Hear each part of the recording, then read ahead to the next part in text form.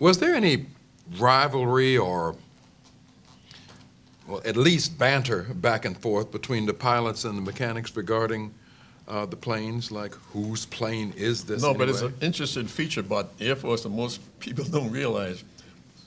The Air Force is the only branch in the military where the officers do all the fighting and the enlisted men stay home. Did you understand? Well, you got a point. Really? Yes, No, we had friendly competition between us, but there was very strong competition between us and the white fighter groups. Mm-hmm.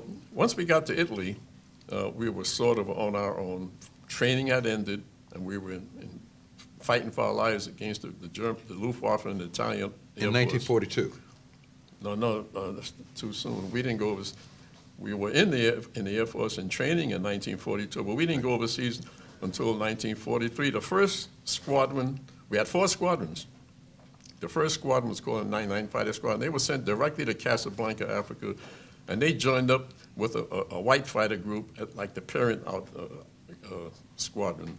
The group commander had 3 squadrons, and the 99th became the 4th squadron for a white fighter squadron in Africa. Figure 300 men per squadron. Right. Then the other 3 squadrons went over 6 months later. That's when I went over with the second batch. By this time, the German army had retreated into Italy and was going up towards Rome, and we landed in Toronto.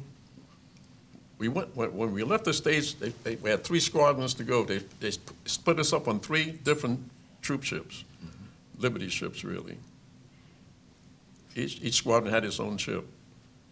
My ship disembarked in Toronto, Italy, which is in southern Italy. The other squadron, the 100 Fighter Squadron, got off on a different ship and landed in Naples.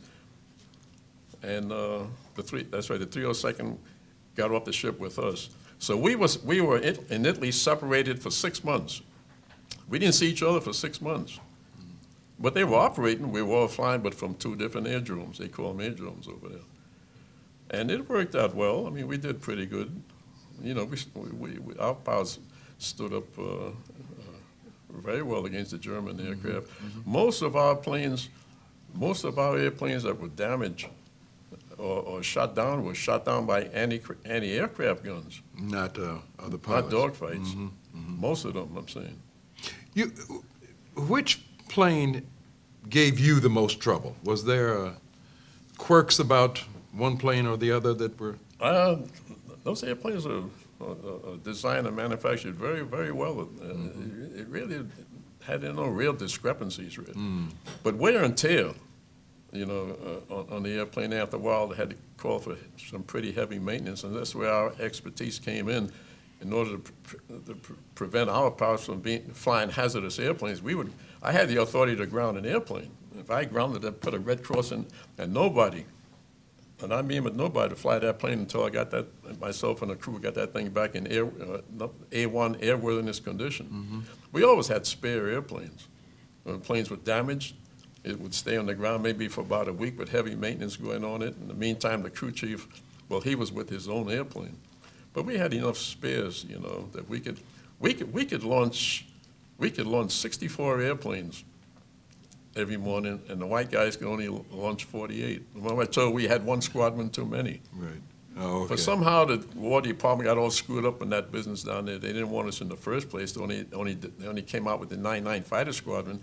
But when they found that the 99 was doing so well, still in the States, they said, "Oh, go, let's make a full fighter group." I guess that's the thought, the planning in the War Department, and they seem to have forgotten about the 99th, which was already trained and going to Africa. So guess what? So when we got off the ships in Europe and we joined up, then they called the 99th back, and we joined up at a place called Ramitelli Airdrome. We became the biggest fighter group in the whole U.S. Air Force.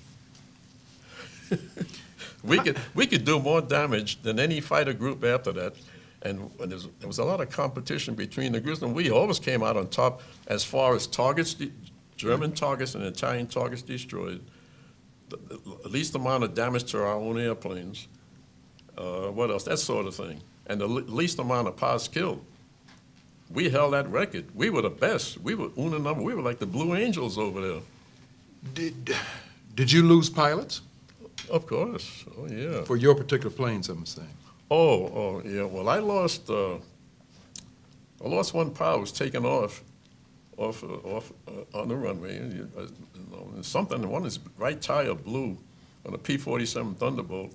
We were riding on this pierced steel plank and runway, and they had little notches in there where they connected the different lengths, 20, 30, 40-foot lengths, and it punctured my tire.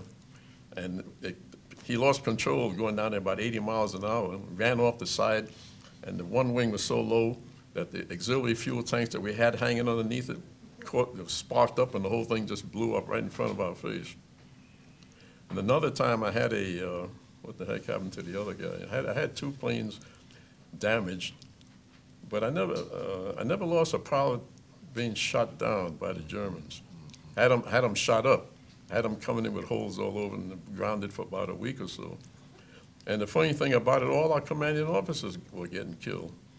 I lost two commanding officers over in Europe. By the way, the maintenance both on officers. strafing missions.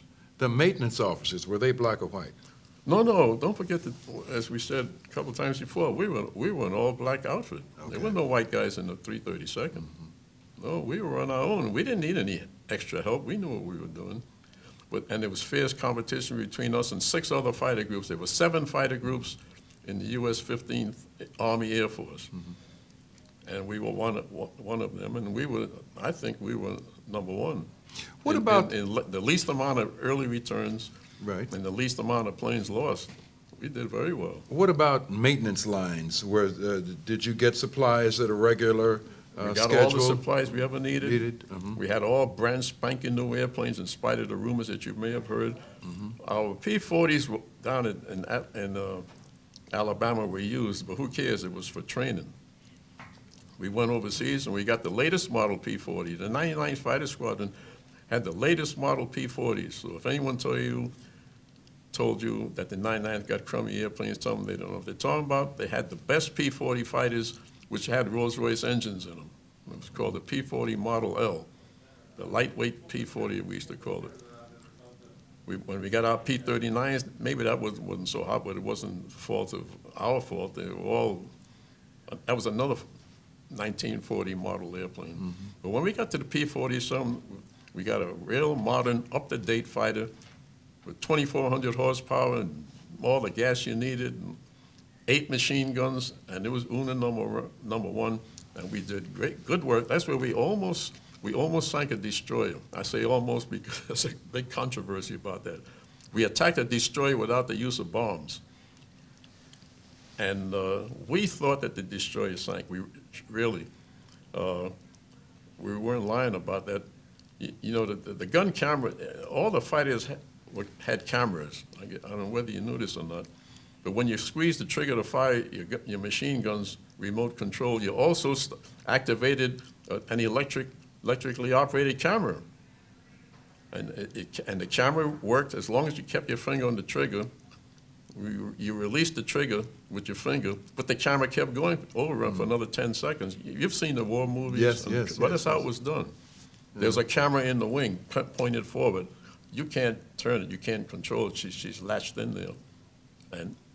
And we aimed. That's another thing we had. We had to aim our guns every once in a while, re-aim them, and we aimed the camera at the same time. So when the pilot, looking through his gun sight, aimed and fired at a target, the camera was aimed at the same place the bullets were going. It was a pretty good system. What did they do with that film? Well, they saved it. Uh-huh. Well, first of all, the guys in the mechanics who were also in the photography section, or whatever they called it, Mm-hmm. Okay. would develop that film that night, mm-hmm. the same night. And maybe a week or so later, we had played them back. They saved it. They saved the film. That's for record keeping and proof of enemy planes being shot down, victories, and so forth, and et cetera. And getting back to that destroyer, when we played back the picture of the German destroyer, it was listed to the port side. Port is the left side. LEFT port, right? Right. I used to tell those guys, if we have any problems, don't tell me to turn port, damn it. Tell me to turn left. Anyway, it appeared as though, well, there was fire and smoke belching out of the left-hand side of the destroyer, and she was at an angle like cocked like that, and then it ended. No one in the squadron ever saw that ship sink. Yet we claimed that we sank it because we assumed that we sank it. But then we come to find out the German Navy says, you guys are full of baloney, you only sank a PT boat. Now, we the Americans were thinking of like the PT boat movie. Right. PT 109. So we knew it was no PT boat, that was a destroyer. And to cut a long story short, here's what happened. When Italy surrendered, the German Army, the German Navy took over all the Italian ships, took them away before the Americans could and the British could get their hands on it. And one of them was that destroyer that we attacked. Now the Germans consider that particular destroyer model from Italy as being a PT boat. So it was a play of words there. And this went on for years and years and years. And I bet we have other people here today who could attest to the fact that that was one thorn in our side for 15, 20 years. Come to find the ship was scuttled by the fleet, by the crew. The German crew scuttled their own ship and sank it rather than have the Allies capture Claim it. it. And I remember the Germans did that 2 or 3 times with their battleships. They would scuttle it, they would sink their own ships rather than allow the Allies to capture it.